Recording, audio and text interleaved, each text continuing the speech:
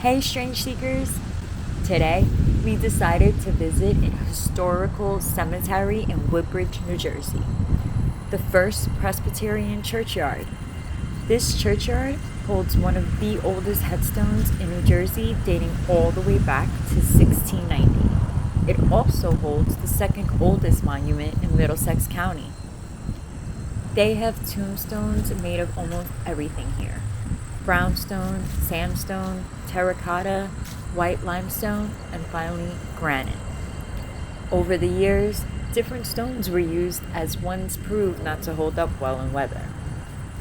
This cemetery is also the final resting place of the first baby born of European descent, soldiers from the Revolutionary War, Civil War, both the World Wars, and so many historical people from the New Jersey's government.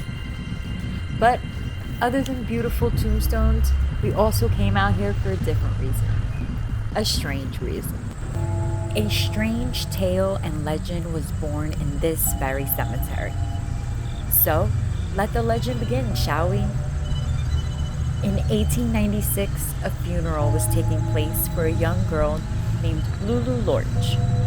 It is said, as people gathered to say goodbye to Lulu, a giant, 4-foot, purple and black snake appeared in her grave and wrapped itself around her coffin. Her brother William then approached the snake, trying to scare it away or something, and gets caught in the snake's glare for a while. 20 minutes later, William dies.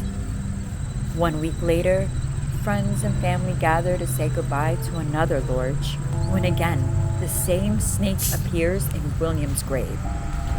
This time, William's best friend Buddy tries to ward off the snake, and he too gets caught in the snake's glare, and within the hour, he was dead as well.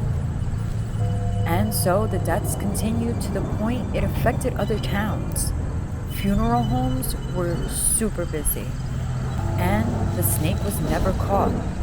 And so, the legend of the Woodbridge Cemetery snake was born.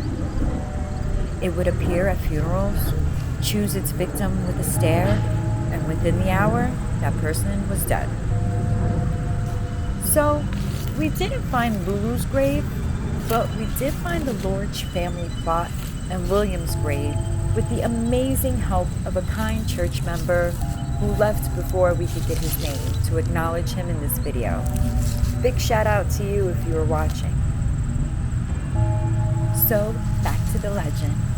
We also didn't find any snakes, but we did find an interesting hole next to William's grave. Coincidence? Or is it a little tunnel that leads to the unusual hill in the middle of the cemetery where the snake could possibly still be dwelling? Maybe.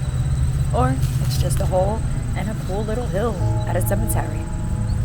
But we did have lots of fun visiting the rest of the cemetery and seeing all the history around us. On our last walk through the cemetery, we decided to turn on our EVP and SLS. We didn't get that much conversation, but then this happened. Bye to us?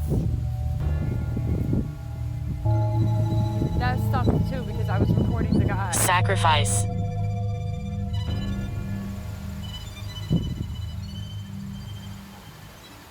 Me? Yes, it said sacrifice.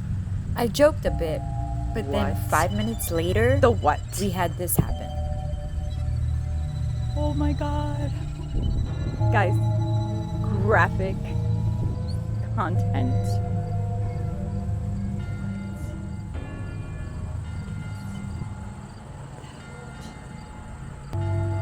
Do you guys see that?